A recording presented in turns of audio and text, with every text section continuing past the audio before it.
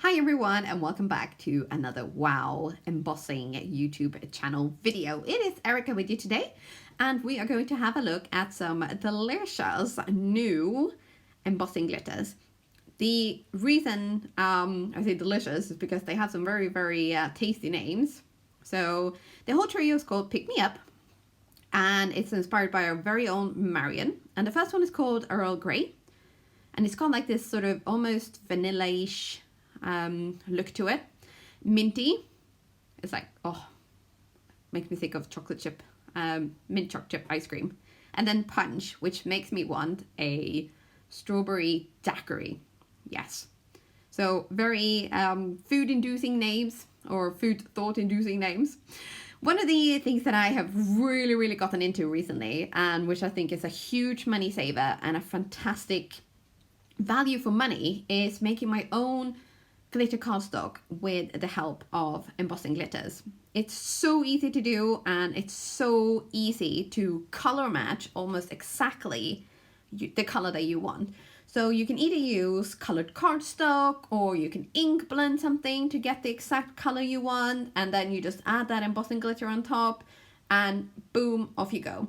Or add, these new ones. They will be coming later this month. I want to say on the 25th, but again, don't hold me to that. I will probably double check that, but So the whole process of making your own glitter cardstock is, as I said, it's very easy. You just take your embossing pad and dab it on some, I like sturdy cardstock.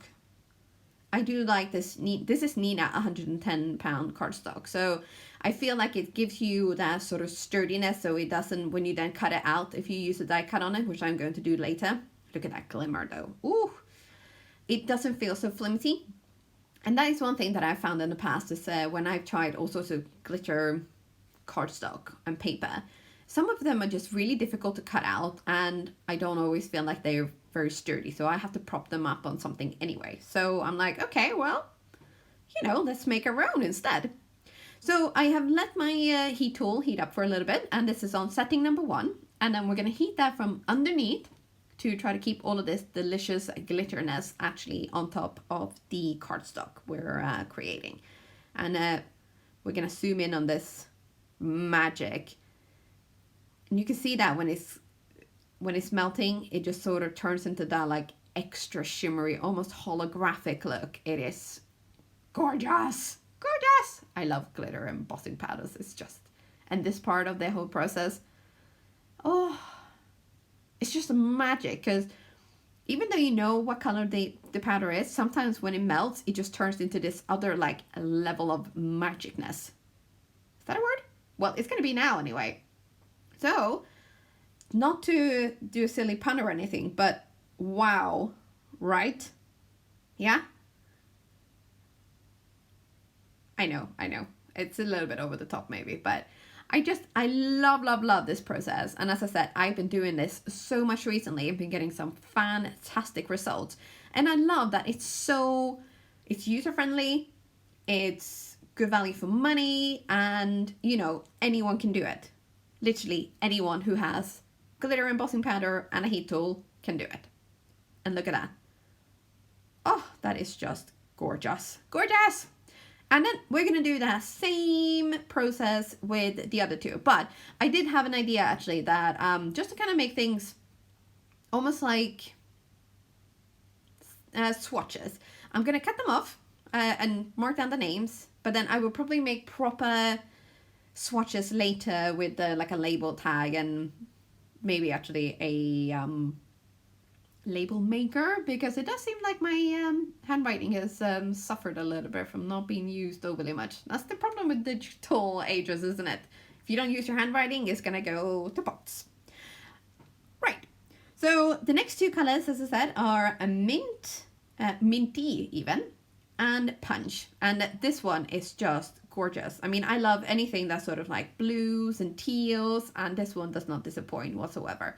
It just, see that magic when it melts. It just adds that fantastic sort of holographicness. I love that.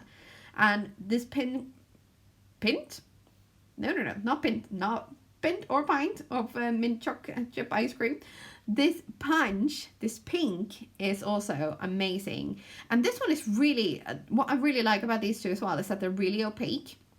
So you don't have to do like several layers in order to get some colors.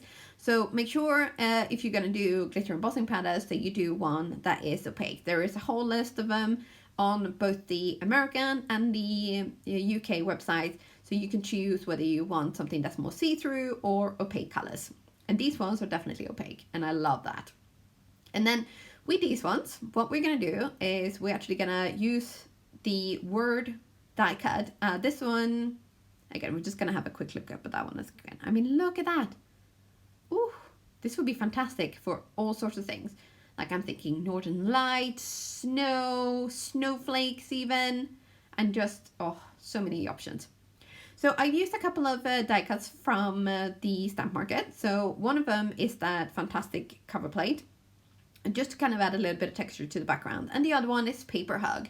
And I feel like, seeing as a lot of places around the world, including Spain where I live, are still struggling with this whole coronavirus pandemic, it's gonna have to be paper hugs for quite a while longer.